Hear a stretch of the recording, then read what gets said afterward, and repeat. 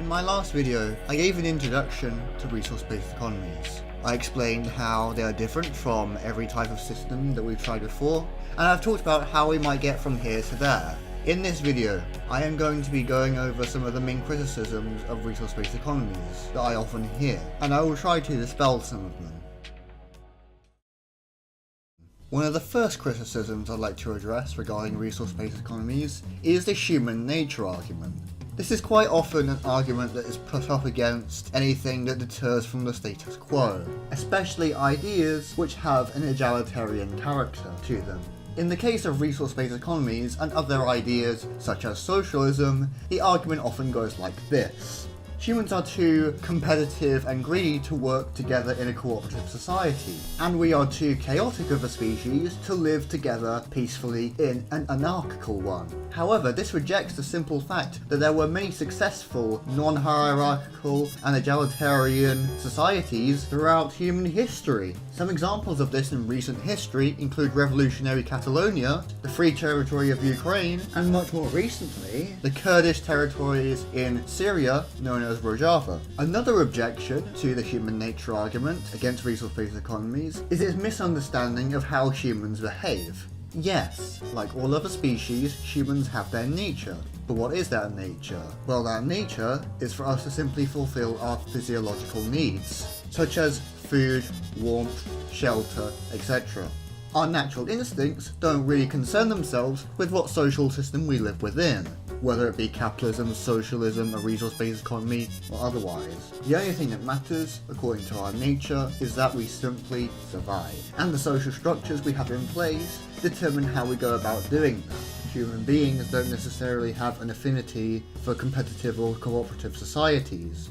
We can operate within both, since we can either be cooperative or competitive, or both. Yes, humans are individuals, but we are also a social species, and we work quite effectively in group settings. A lot of primitive hunter-gatherer societies were cooperative and egalitarian in nature. We see this today with the native tribes in the Amazon. In contrast, today we live in a number of competitive, individualistic, capitalistic societies. Human beings are known for their adaptability, and transitioning from capitalism into a resource-based economy would not be an exception to that rule. Just as we evolved to become a competitive and individualistic society of today, we as a species can undergo once again the social evolution into a cooperative, altruistic, and communal society of the future. Another popular criticism against resource-based economies is that they have too many parallels to communism and socialism. However, that all depends on what people perceive as being communistic or socialistic in nature.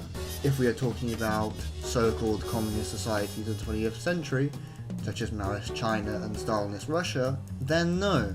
Resource-based economies do not have any parallels to those regimes. However, if you're referring to actual socialism, as in what would have been achieved in revolutionary Catalonia, then that's something that's worth discussing. Revolutionary Catalonia was an anarchical society, and the resource-based economy, I would imagine, would have a similar social structure.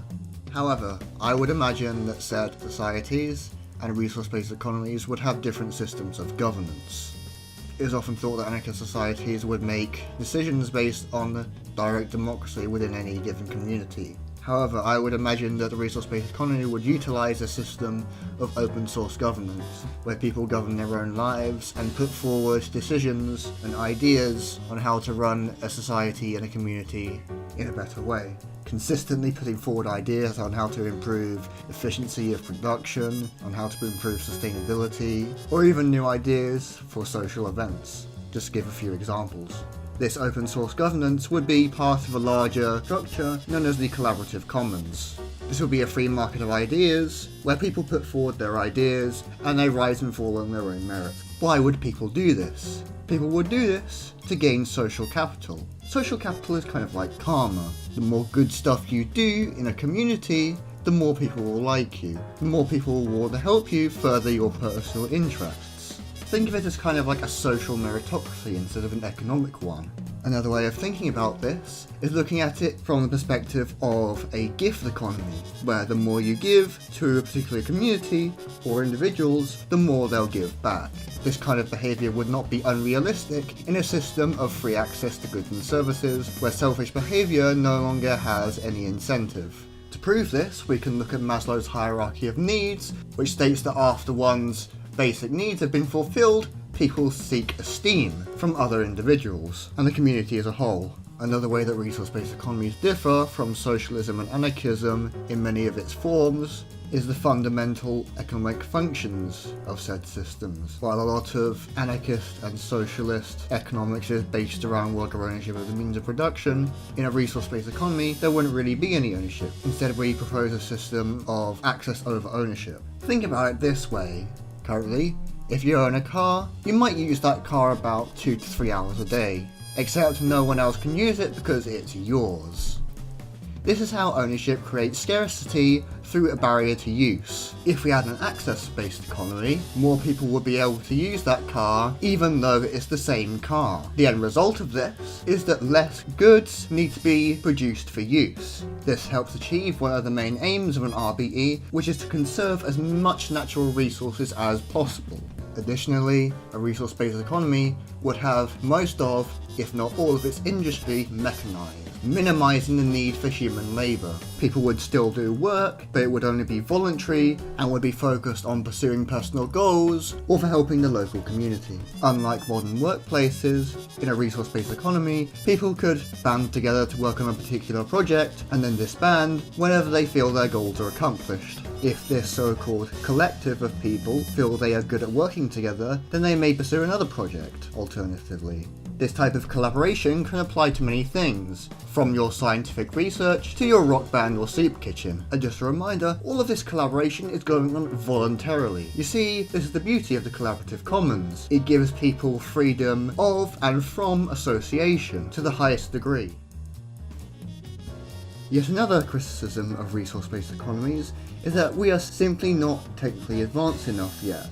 This cannot be further from the case. Today, we have access to supercomputers that can predict the weather and maneuver autonomous vehicles. Provided that we can generate an abundance of resources using technology, which we can, then we can utilize this computational power to create our resource management system. And there is no doubt that future research in quantum computing and in artificial intelligence will aid this effort. In actual fact, today we don't really utilize our full technological potential. A resource-based economy would make use of things like vertical farming, advanced recycling, mass desalination of water, renewables, nuclear and fusion energy, among many other technologies. A resource-based economy would make use of the best humanity can offer, and not just what is accessible in the confines of the monetary system. If we utilise our full technological potential, we could solve many of the world's problems.